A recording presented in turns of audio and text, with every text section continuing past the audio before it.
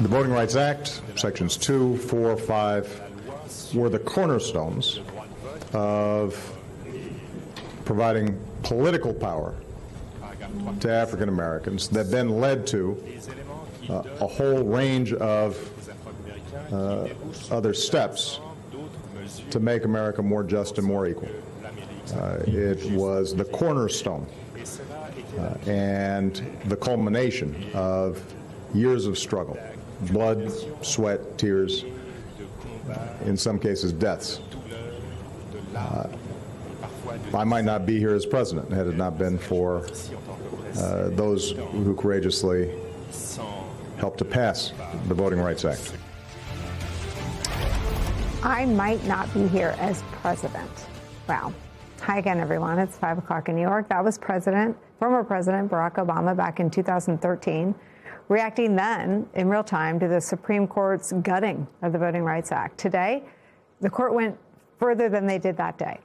In a likely blow to Democrats' representation in Congress and in a complete and utter perversion of the original purpose of the Voting Rights Act, the nation's highest court told states that they can almost never consider race when drawing congressional maps to comply with Section 2 of the Voting Rights Act, and striking down Louisiana's congressional maps due to a majority black district.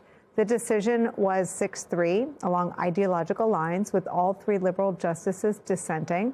Justice Samuel Alito, writing for the majority, said this, quote, "Compliance with Section 2 of the Voting Rights Act could not justify the state's use of race-based redistricting here. The state's attempt to satisfy the district court's ruling, although understandable, was an unconstitutional racial gerrymander."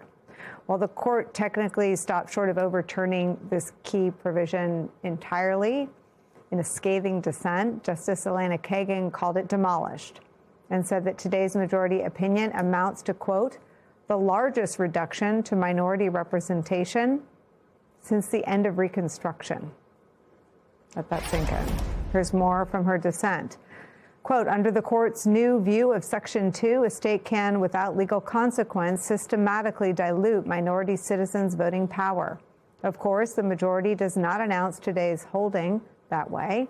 Its opinion is understated, even antiseptic. The majority claims only to be, quote, updating our Section 2 law as though through a few technical tweaks. But in fact, those, quote, updates eviscerate the law." Today's ruling is part of a set. For over a decade, this court has had its sights set on the Voting Rights Act. Today, the last piece, Section 2, is applied to redistricting. It greenlights redistricting plans that will disable minority communities in Louisiana and across the nation from electing, as majority communities can, quote, representatives of their choice. The Voting Rights Act is, or now more accurately was, one of the most consequential, efficacious, and amply justified exercises of federal legislative power in our nation's history. It was born of the literal blood of Union soldiers and civil rights marchers. It ushered in awe-inspiring change, bringing this nation closer to fulfilling the ideals of democracy and racial equality. And it has been repeatedly and overwhelmingly reauthorized by the people's representatives in Congress. Only they have the right to say it is no longer needed, not members of this court. I dissent. I dissent then from this latest chapter in the majority's now completed demolition of the Voting Rights Act. As Justice Kagan notes in her dissent, today's ruling will no doubt set off a redistricting feeding frenzy among red states ahead of November's midterms. On that, the New York Times reports this, quote, "Coming in the middle of the primary calendar, there were still multiple states that could draw new maps," citing Wednesday's decision. Republicans in Florida moved swiftly after the announcement, the state's House approving a new map on Wednesday morning.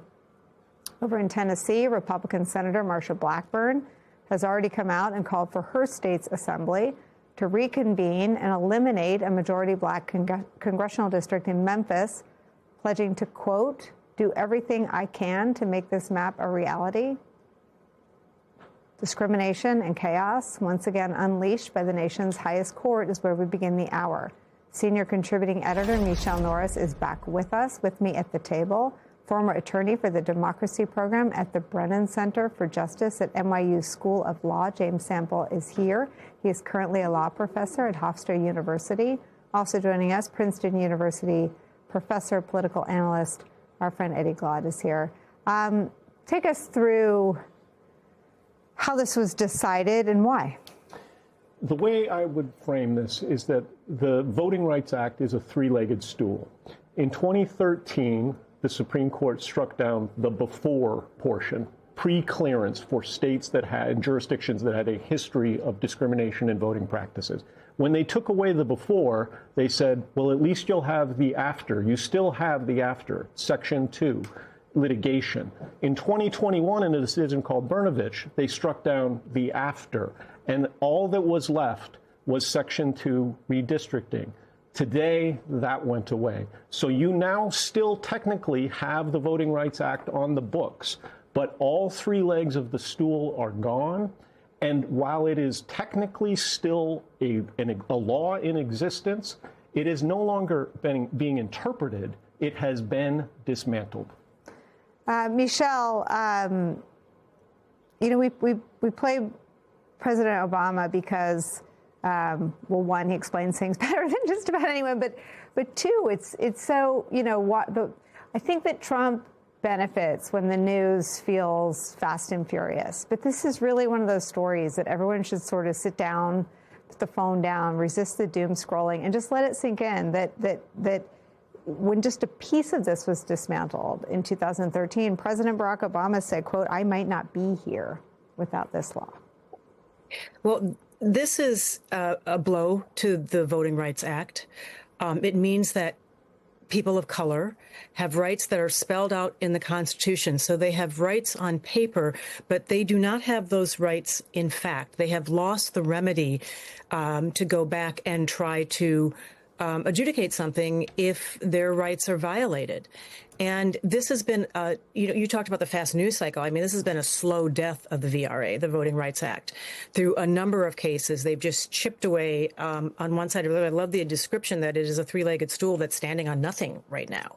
And what it allows the legislatures to go in, or other partisan actors to go in and draw districts as they want.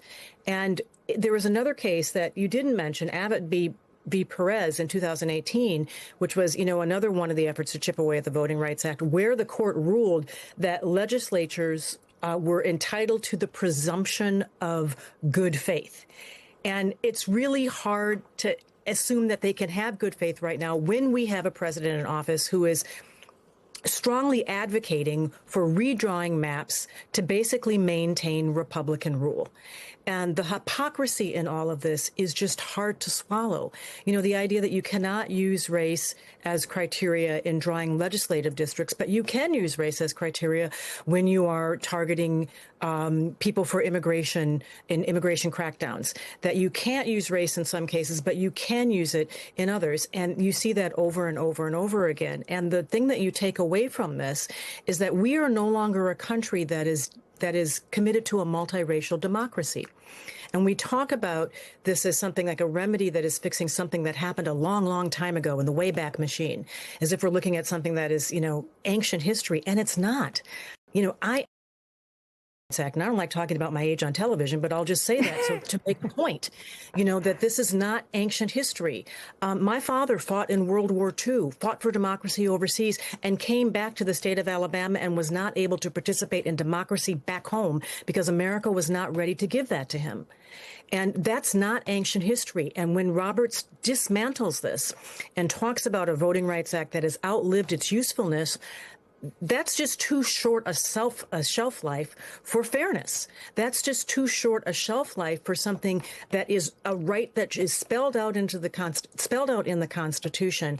And it just shows that we as a nation seem to be more committed to supremacy than democracy.